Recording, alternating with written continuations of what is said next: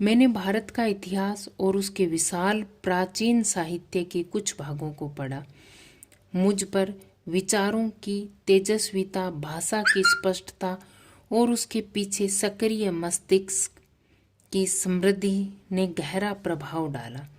मैंने उस पराक्रमी यात्रियों के साथ भारत की यात्रा की जो सुदूर अतीत में यहाँ चीन तथा पश्चिमी मध्य एशिया से आए थे और अपनी यात्राओं की दास्तान छोड़ गए थे।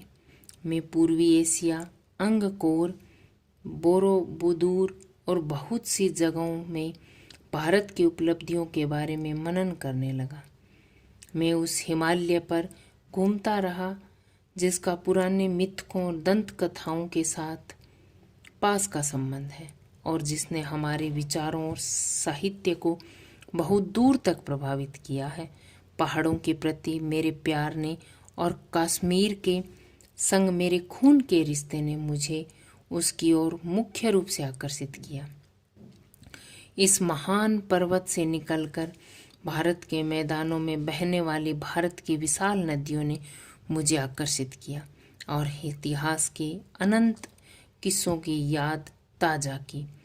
इंडस या सिंधु, जिसके आधार पर हमारे इस देश का नाम पड़ा इंडिया और हिंदुस्तान, और जिसे पार करके सैकड़ों सालों से यहाँ जातियाँ और कबीले, काफिले और फौजें आती रही हैं। ब्रह्मपुत्र इतिहास के पन्नों से लगभग गायब है, किंतु पौराणिक कहानियों में आज भी जीवित उत्तर पूर्वी पहाड़ियों के दिल में पड़ी गहरी दरारों के मध्य से बस मार्ग बनाती हुई भारत में प्रवेश करती है और फिर पहाड़ों और जंगलों से भरे मैदान के बीच शांत रमणीय धारा के रूप में बहने लगती है। यमुना, जिसके चारों नृत्य, उत्सव और नाटक से जुड़ी न जाने कितनी पौराणिक कथाएं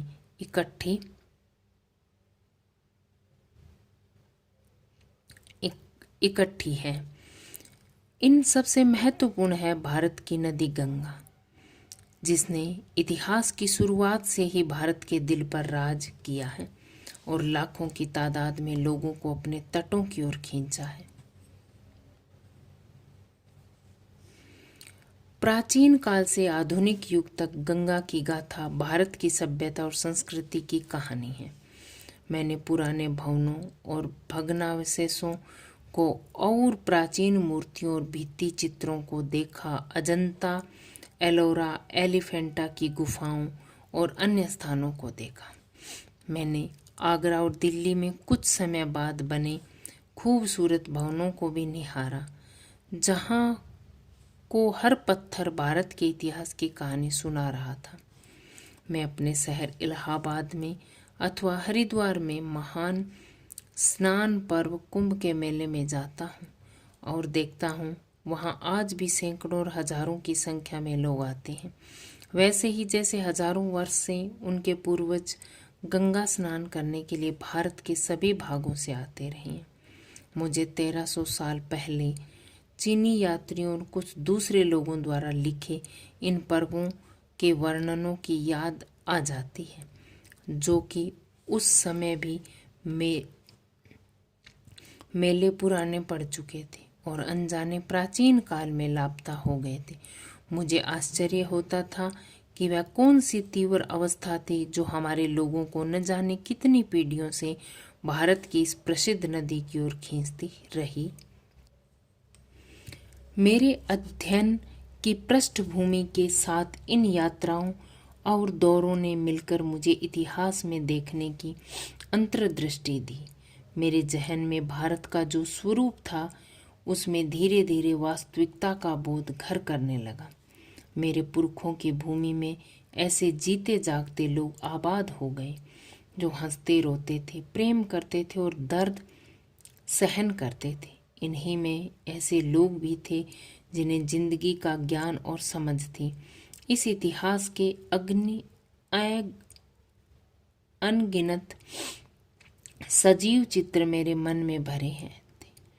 जब भी किसी स्थान पर जाता था, उस खास स्थान से जुड़े चित्र तत्काल मेरे सामने आ खड़ा होता था। बनारस के समीप सारनाथ में मैंने बुद्ध को उनका पहला उपदेश देते हुए लगभग साफ देखा 2500 सालों का अंतर तय करके उनके कुछ अभिलिखित शब्द जैसे दूर से आती प्रतिध्वनि की तरह मेरे कानों में पड़े। अशोक के पाषाण स्तंभ जैसे अपने शिलालेखों के माध्यम से मुझे एक ऐसे व्यक्ति के बारे में कहते थे जो स्वयं एक राजा होकर भी किसी अन्य राजा और सम्राट से महान था। फतेहपुर सीकरी में अपने साम्राज्य से बेखबर बैठा अकबर विभिन्न मतों की शाश्वत समस्याओं का हल खोजने का प्रयास कर रहा था। ठीक इसी तरह भारत के इतिहास की दीर्घ झांकी अपने उतार चढ़ावों के और विजय पराजयों के साथ जैसे धीरे धीरे मेरे सामने खुलती जा रही थी। मुझे इतिहास के 5000 वर्षों से चली आ रही इस सांस्कृतिक परंपरा की निरंतरता में कुछ विलक्षणता प्रतीत होती है। यह परंपरा जो दूर दूर तक जनता में फैली थी और जिसने उस पर गहरा प्रभाव डाला था। भारत की शक्ति और सीमा। भारत की ताकत के कारणों और उसके पतन और नाश के कारणों की खोज दीर्घ और जटिलता से परिपूर्ण थी, पर उसके विनाश के हाल के कारण अच्छी तरह से स्पष्ट है। भारत तकनीक की दौड़ में पीछे रह गया और यूरोप जो सभी कार्यों में एक समय से पिछड़ा हुआ था, तकनीकी विकास के मामले में कोसों आगे निकल गया। इस तकनीकी प्रगति के पीछे विज्ञान की जागृति थी तथा आत्मविश्वासी जीवनी शक्ति और सोच थी। नवीन तकनीकों ने पश्चिमी यूरोप के